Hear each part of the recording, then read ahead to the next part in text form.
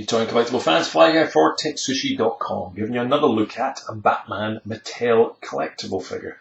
This is from the 1960s range, as you can see, and there we go. This one is the Joker. So, as Robin says there, holy interplanetary yardstick. Whatever that quite means, I do not know. But a very cool range in figures there. This one is Cesar Romero, aka playing the Joker. So very, very cool 1960s classic characters, recreated by Mattel in this very cool packaging with the wham and the pow there and the bam up at the top. So very accurate to the old 1960s TV show. There's Mattel's logo, the Batman symbol on the bottom, and other boring stuff. But nothing else to show you on that side. But that's the collector's card, which is inside the figure. We'll show you that, and the reverse, which makes a diorama for all of the figures together.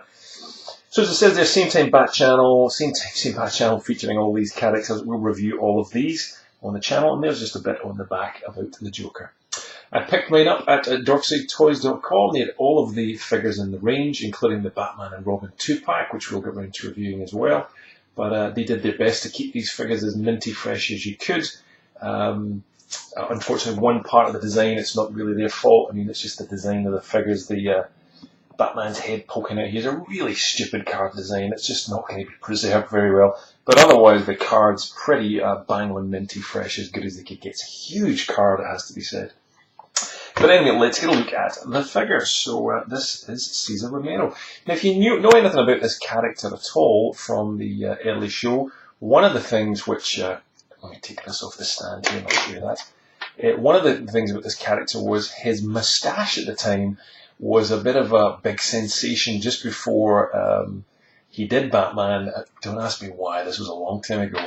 But he was very known as a kind of Latin lover, and this moustache seemed to be the thing that got the ladies wowing. So you'll notice if you look at 1960s Batman on the TV, the moustache was basically covered in white paint, and this is why you get this weird kind of a grey moustache over the figure there itself. So it's very accurate in that way.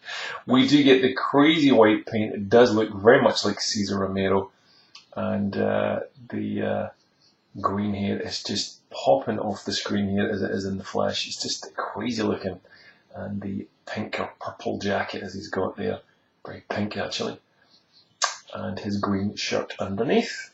Good paintwork, it's definitely well applied. I see no major issues on it whatsoever. It's all very clean lines and no major problems at all. It is a very simple figure in that aspect, so it really shouldn't be hard to do.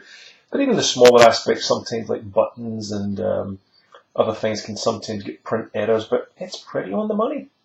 Very well applied. There's no real weathering as such, but it's all solid colours, but he certainly looks the part. Very straightforward figure.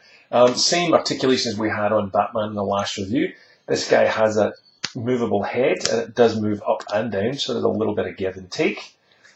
You'll see he does have ball joint with a hinge at the shoulders, and that will move up to a certain height. That's about the maximum you'll get him to. You can just see the hinge underneath. He's also got these swivel biceps there. He's got a hinge at the elbows, and he's got swivel wrists, so that moves around as well.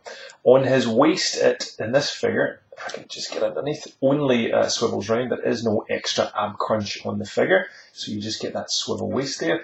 We've got these weird kind of hips, which is also ball jointed, but it's on a peg too, so the entire thing can twist around.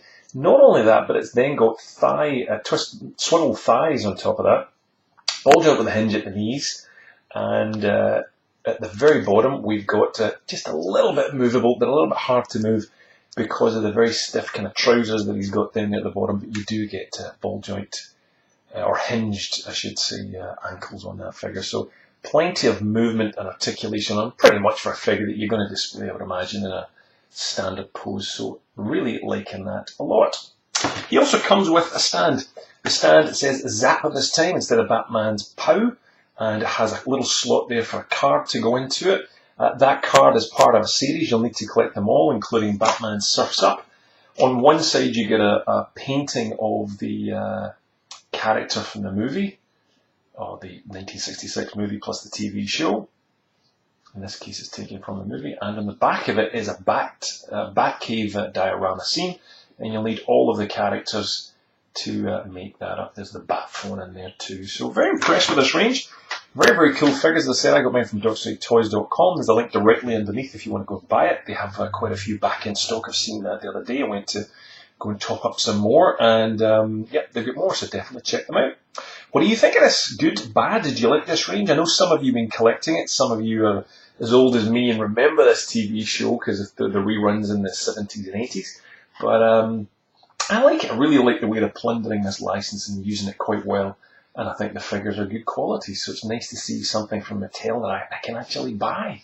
Mattel have kind of sucked over the years, I thought, and done a really bad job of figures. But they're getting a whole lot better, so it's good to have competition for Hasbro. But and McFarlane and Hot Toys and all these guys, competition is good for us. But I'd love to hear your thoughts on it. Leave a comment below. If you like the video, give it a thumbs up or thumbs down. Just let us know what you liked or not. And if you're new to our channel, hit subscribe, and you can get lots of cool Marvel, G.I. Joe, and other sort of videos here from Batman and whatnot straight into your inbox. If you like Star Wars, we've also got a channel under flyguy.net. You can just look at us under YouTube, just put in Flyguy, you should be able to find us.